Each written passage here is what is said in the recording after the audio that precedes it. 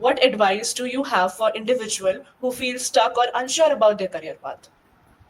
Okay. Now, career clarity, of course, honestly, if I tell you that I'm also a victim of it, because I also have no, I did not have a career clarity when I started my career.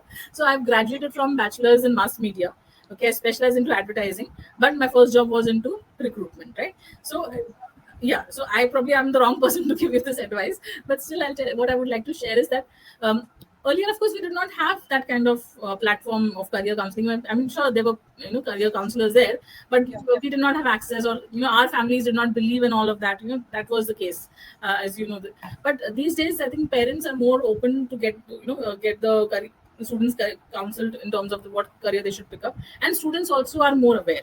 So the first thing you need to do, and I also to strongly believe, is that you need to understand what do you enjoy doing every day. Like, you have to test out few things. Like, you do things like, for me, for my example, I would say I love talking, and I love talking to people.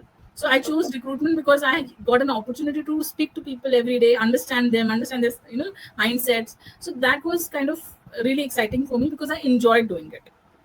So when it comes to, and I'm giving a very non-scientific, non-scientific way of choosing this, because I'm, like I said, I'm not an expert in that domain. But you need to first understand, if you enjoy doing whatever you're doing, you should pursue that as a career, and also, like, you get paid for. So there's a concept called ikigai. I'm sure you're aware of it.